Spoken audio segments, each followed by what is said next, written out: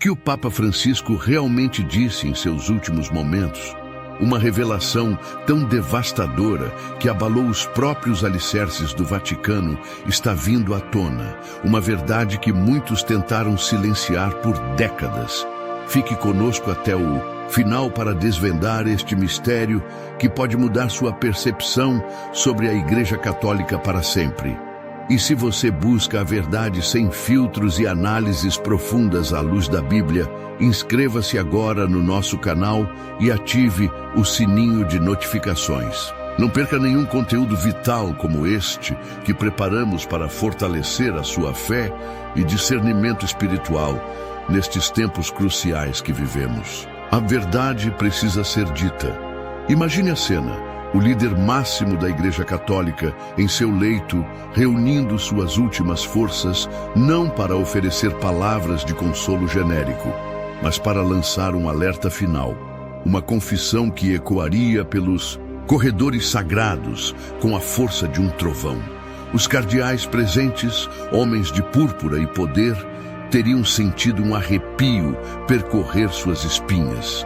Não era uma mensagem sobre inimigos externos, sobre perseguições do mundo secular que tanto se discute, mas algo muito mais íntimo, mais perigoso.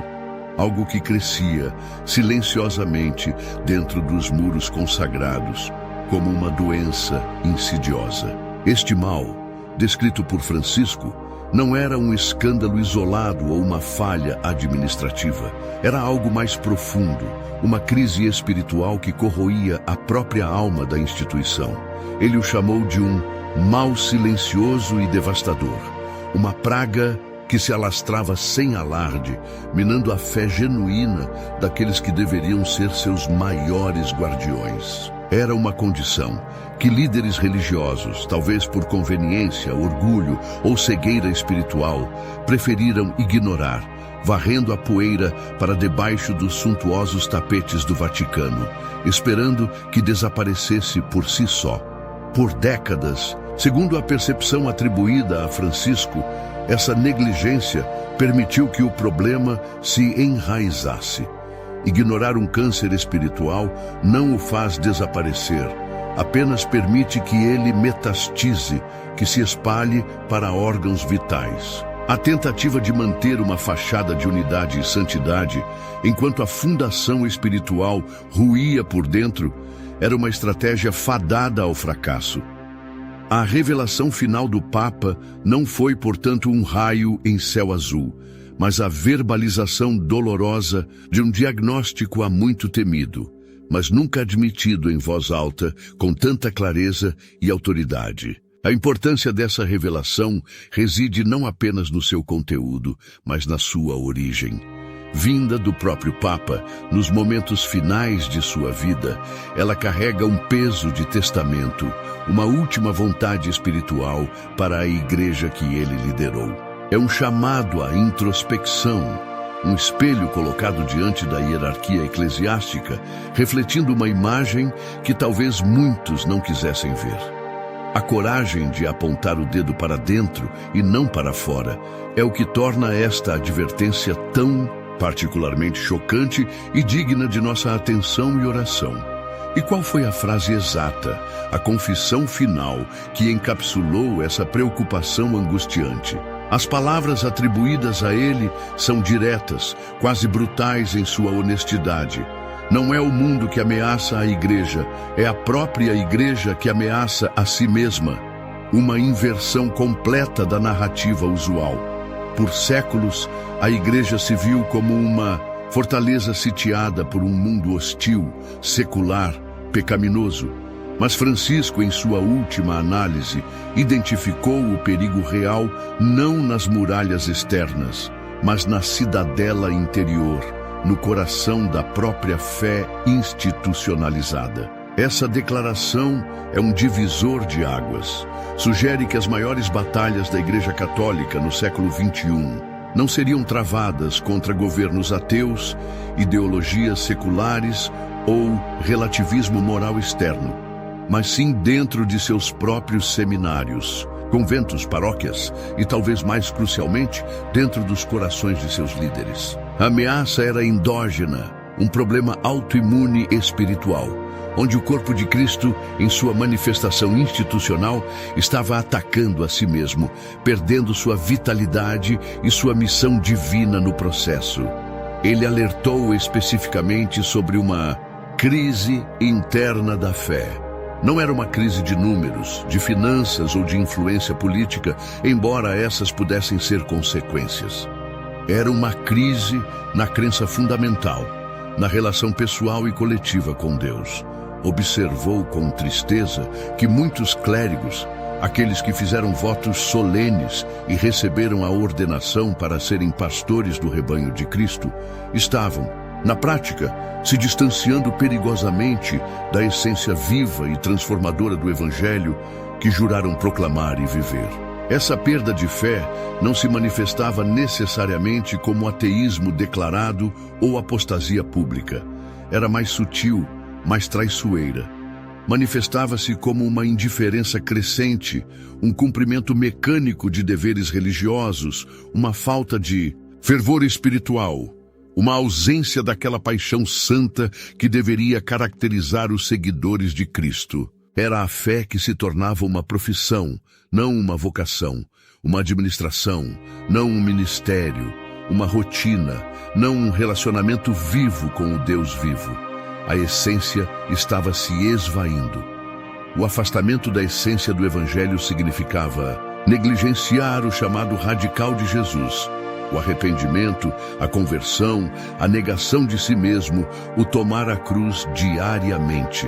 Significava esquecer que o reino de Deus não é deste mundo e que a missão da igreja não é primariamente agradar ao mundo ou adaptar-se a ele, mas sim chamá-lo ao arrependimento e à fé em Cristo. Significava perder de vista a urgência da salvação e a realidade do juízo vindouro, trocando a mensagem eterna por preocupações temporais e passageiras. Francisco, segundo consta, pintou um quadro sombrio dessa realidade interna. Descreveu cardeais, bispos e padres, homens que pela sua posição e vocação deveriam ser faróis de fé inabalável, exemplos vivos do poder transformador de Cristo, agindo cada vez mais como meros gestores de uma organização religiosa. Eram administradores eficientes, talvez políticos habilidosos dentro da estrutura eclesiástica, mas falhavam em sua função primordial: serem líderes espirituais, pastores segundo o coração de Deus, guiando as ovelhas para águas tranquilas e pastos verdejantes da verdadeira fé. Essa transformação de pastor em gestor tinha consequências devastadoras. Um gestor se preocupa com orçamentos, propriedades, imagem pública, eficiência organizacional. Um pastor se preocupa com almas, com a saúde espiritual do rebanho, com a pregação fiel da palavra, com a intercessão fervorosa. Quando a mentalidade de gestão prevalece, a oração se torna secundária. A busca pela verdade bíblica é substituída por pragmatismo, e os ensinamentos profundos da fé dão lugar a discursos superficiais, que não confrontam nem convertem. A negligência da oração era um sintoma central dessa crise. A oração é a respiração da alma, a linha direta de comunicação com Deus, a fonte de força e sabedoria espiritual. Líderes que não oram fervorosamente, que não buscam a face de Deus em humildade e dependência, inevitavelmente se tornam autossuficientes, confiam em suas próprias estratégias e perdem o contato com a vontade divina. A igreja passa a ser conduzida por planos humanos, não pela direção do Espírito Santo, resultando em uma instituição espiritualmente anêmica. Juntamente com a oração, a verdade estava sendo sacrificada. Não apenas a verdade doutrinária, mas a verdade existencial da condição humana diante de Deus, a realidade do pecado, a necessidade de arrependimento, a exclusividade de Cristo para a salvação, a santidade exigida por Deus. Em vez de proclamar essas verdades, mesmo que impopulares, muitos líderes optavam por mensagens mais palatáveis, que não ofendessem, que promovessem uma falsa paz e uma inclusão sem transformação, diluindo o poder cortante da palavra de Deus. Os ensinamentos profundos da fé, a teologia da cruz, a vida de sacrifício, a esperança escatológica, a guerra espiritual, eram frequentemente deixados de lado. Em seu lugar, surgia uma religiosidade focada no bem-estar terreno, na autoajuda com verniz cristão, na justiça social desvinculada da justificação pela fé. A fé se tornava rasa, incapaz de sustentar os fiéis em tempos de provação ou de inspirá-los a uma vida de santidade radical e testemunho corajoso no mundo. Era uma fé confortável, mas impotente. O perigo desse mal interno, como percebido por Francisco, residia em sua natureza silenciosa e gradual. Não era uma heresia declarada que pudesse ser easily identificada e combatida. Era uma erosão espiritual lenta, quase imperceptível no dia a dia. Começava com pequenas concessões à mentalidade do mundo, pequenos desvios da doutrina tradicional, pequenas negligências na vida de oração e piedade. Cada pequena concessão parecia inofensiva por si só, mas juntas formavam uma corrente que afastava a igreja de sua âncora em Cristo. Essa erosão não era visível aos olhos comuns. Aos fiéis que frequentavam as missas dominicais, talvez sem perceber a profundidade da crise. A liturgia podia continuar, os sacramentos podiam ser administrados, os edifícios podiam estar cheios, mas a substância espiritual estava se esvaziando.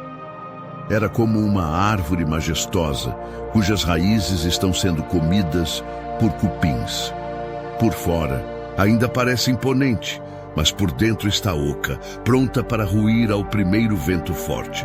A aparência de religiosidade podia mascarar uma profunda decadência interior. O processo culminava no abandono gradual, muitas vezes não intencional, dos valores essenciais da fé cristã.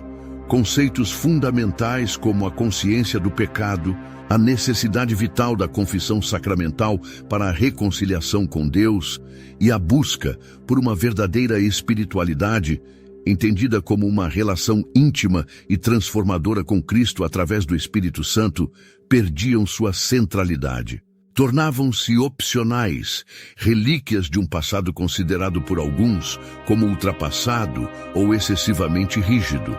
A noção de pecado, em particular, era diluída. O que antes era claramente definido como transgressão contra a lei de Deus, passava a ser visto como mera fraqueza humana, erro psicológico ou produto de condicionamentos sociais. Sem uma compreensão clara do pecado, a necessidade de um Salvador torna-se menos urgente e a mensagem da cruz perde seu poder redentor. A confissão, consequentemente, deixa de ser vista como um encontro vital com a misericórdia de Deus e se torna um ritual opcional ou até embaraçoso. A verdadeira espiritualidade, que envolve disciplina, renúncia, luta contra a carne e busca por santidade, era substituída por uma busca por sentimentos religiosos agradáveis, experiências emocionais passageiras ou um vago senso de conexão com o transcendente. A fé deixava de ser uma jornada exigente de transformação e passava a ser um acessório para o bem-estar pessoal. Essa erosão silenciosa era, na visão de Francisco, o caminho para a irrelevância espiritual da própria Igreja. Papa Francisco, segundo os relatos, lamentava profundamente essa tendência crescente à superficialidade dentro da Igreja. Ele via uma instituição que, em muitos aspectos, estava perdendo sua profundidade teológica, sua riqueza espiritual e seu poder transformador, tornando-se apenas mais uma organização no cenário mundial, oferecendo rituais e discursos que não penetravam verdadeiramente o coração das pessoas, nem as desafiavam a uma mudança radical de vida, como o Evangelho. exige, observava uma crescente indiferença espiritual entre muitos católicos, tanto leigos quanto clérigos. A fé tornava-se uma questão cultural ou de identidade familiar, em vez de um compromisso pessoal e apaixonado com Jesus Cristo.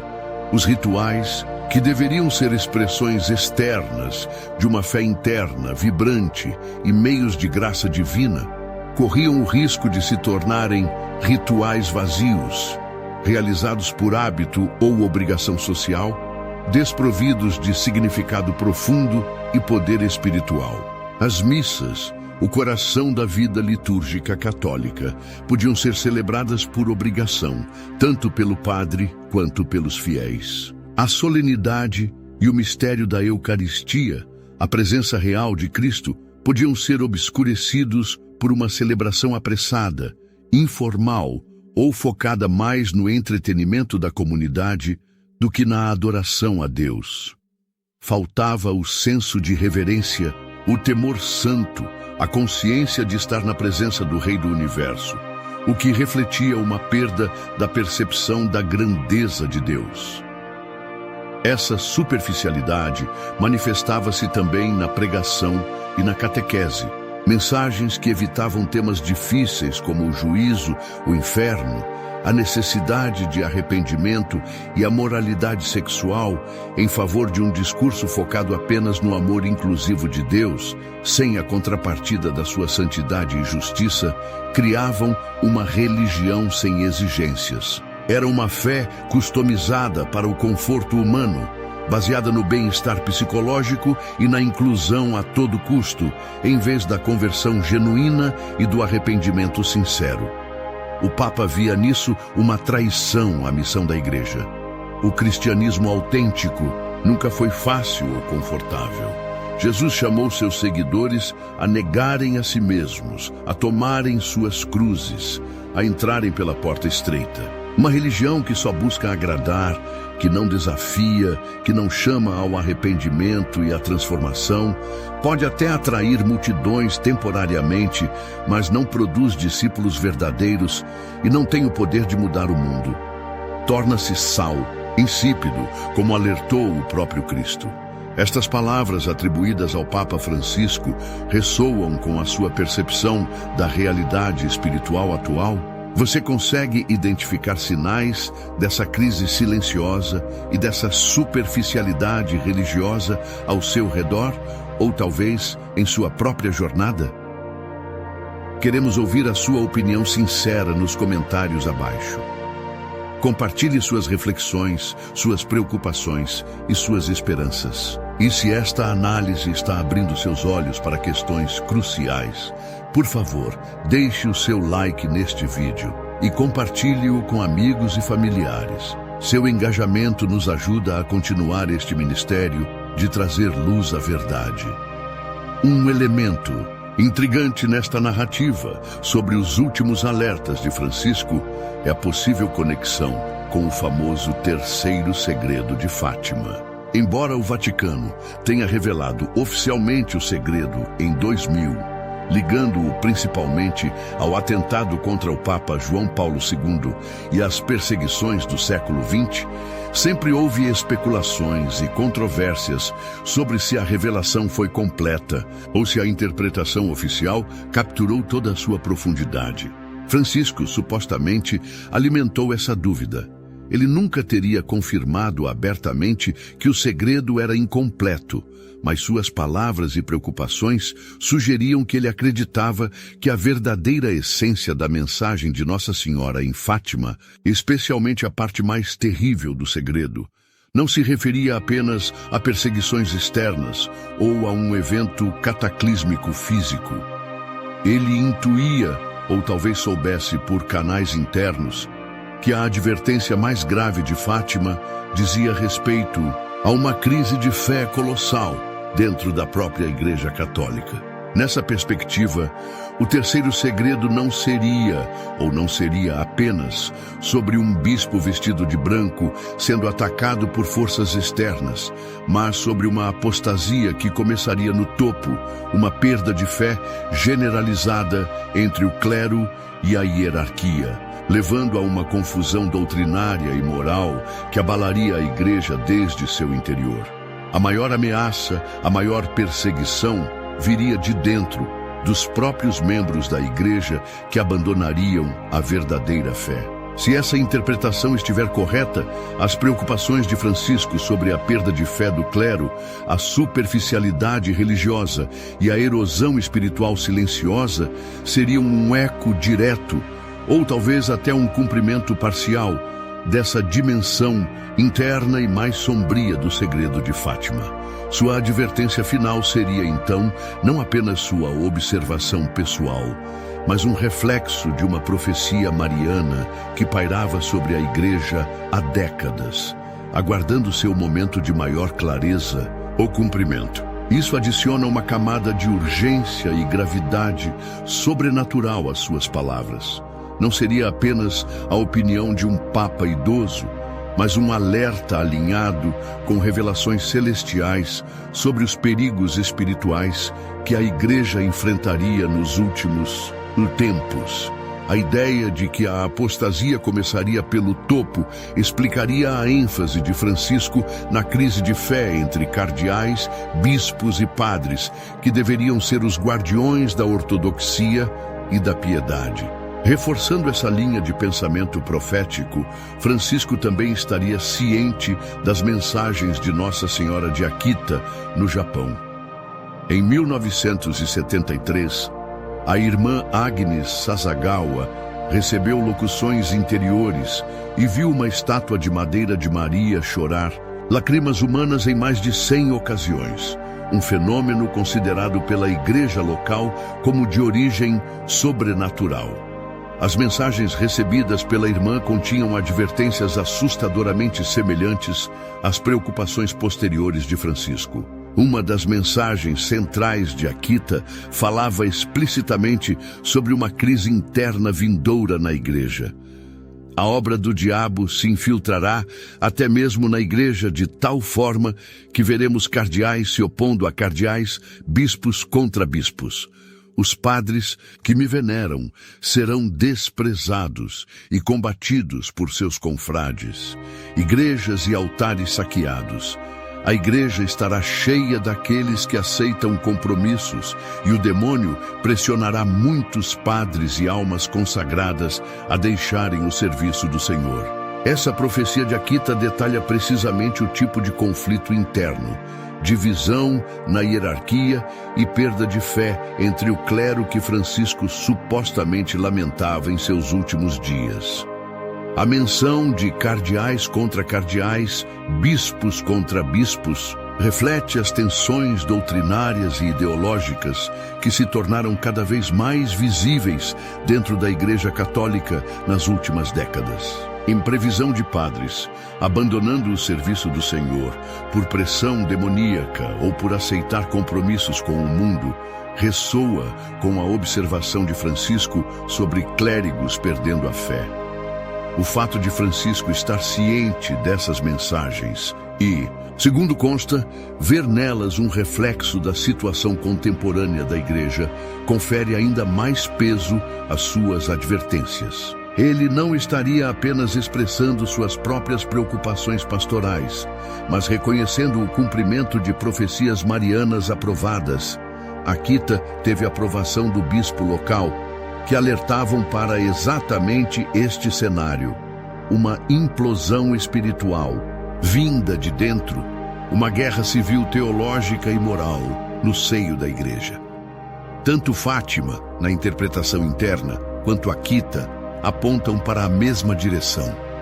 O maior perigo para a Igreja nos tempos modernos não seria a perseguição externa, mas a corrupção interna, a perda da fé e a divisão semeada pelo inimigo dentro das próprias fileiras. As últimas palavras de Francisco seriam, então, um reconhecimento sombrio de que essas profecias estavam se desdobrando diante de seus olhos, exigindo uma resposta urgente de conversão e retorno à verdade.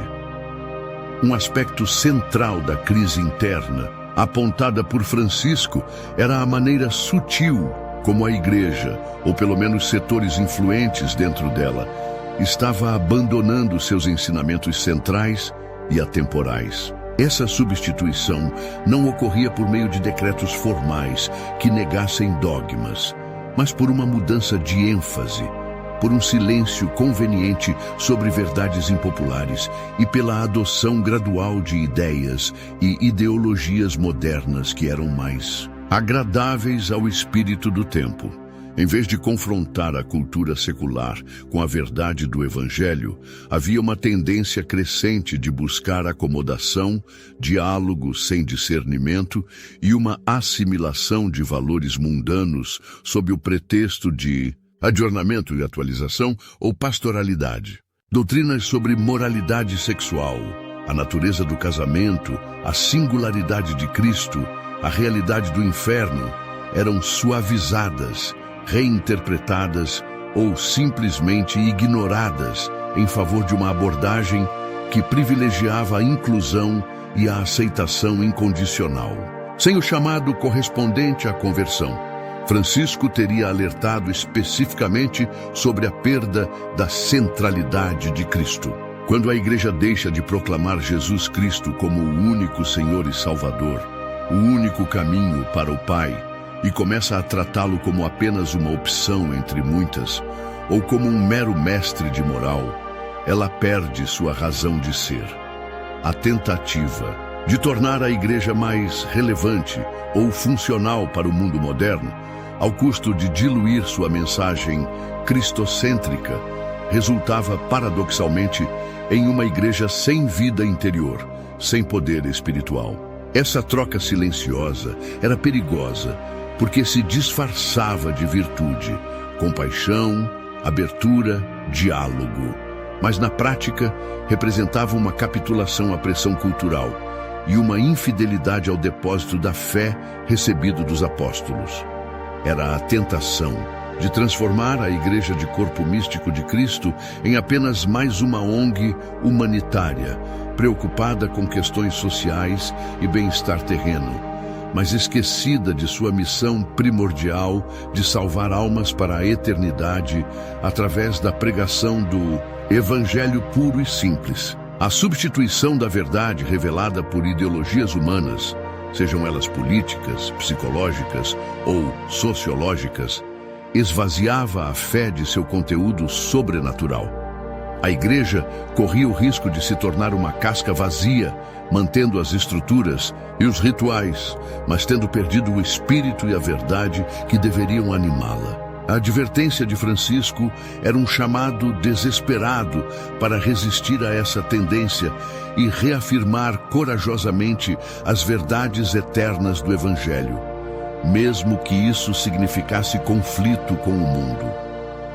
Diante desse quadro sombrio de crise interna, perda de fé, superficialidade e substituição da verdade, a solução apontada por Papa Francisco era clara e insistente.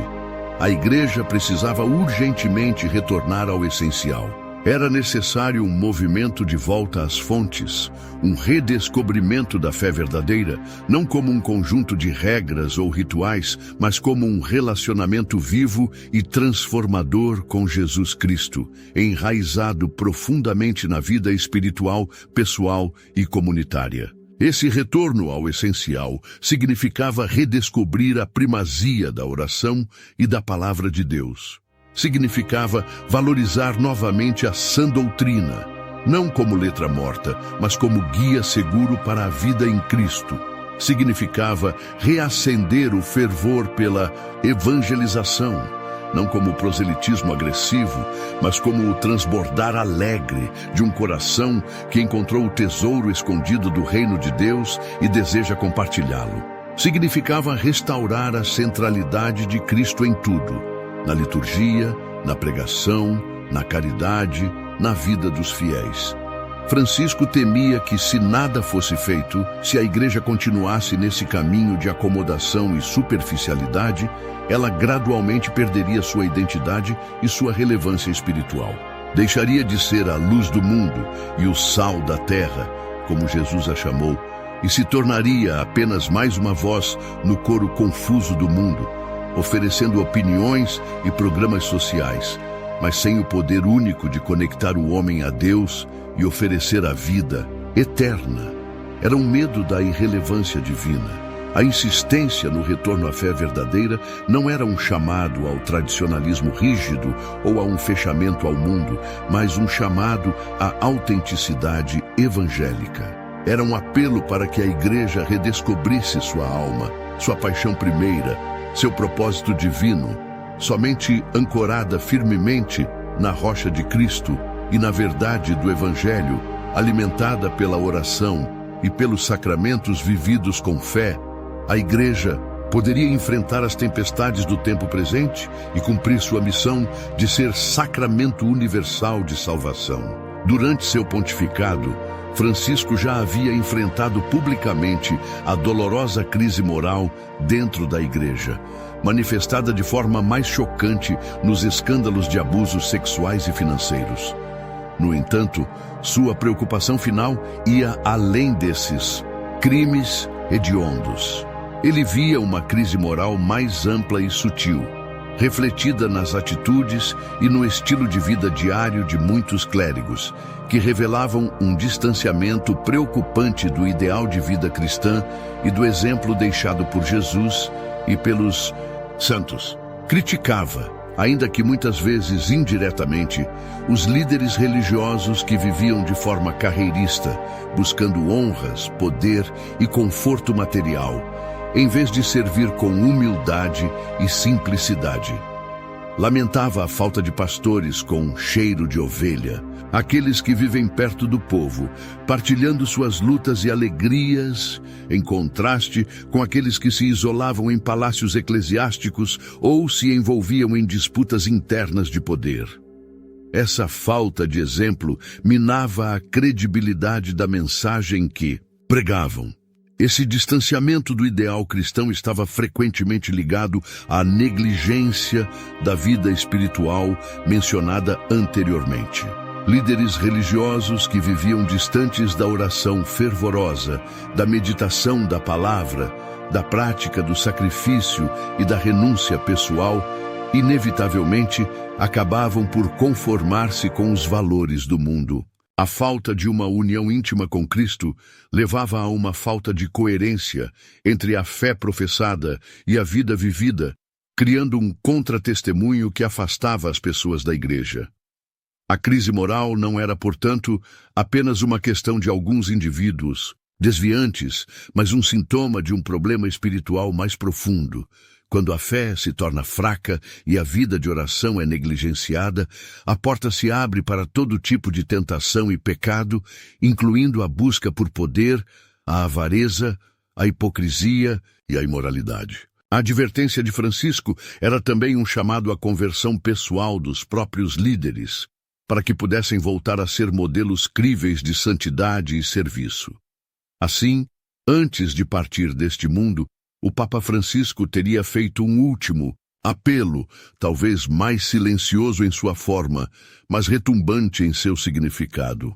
Uma súplica para que a Igreja despertasse de seu sono espiritual, reconhecesse a gravidade da crise interna e compreendesse que o maior inimigo da fé não estava fora, mas dentro de seus próprios muros, na forma de complacência, infidelidade e perda da essência evangélica. Ele implorou para que a verdade fosse trazida à tona, por mais dolorosa que fosse, e para que a Igreja reencontrasse urgentemente sua missão verdadeira, voltando-se de todo o coração para Cristo. Que este alerta final nos sirva a todos como um chamado ao discernimento, a oração e a busca pela verdade genuína.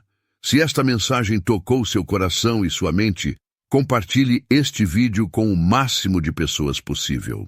Inscreva-se no canal, deixe seu like, comente suas reflexões e considere apoiar nosso ministério para que possamos continuar a proclamar a verdade bíblica nestes tempos desafiadores. Que Deus nos abençoe e nos guarde na sua verdade.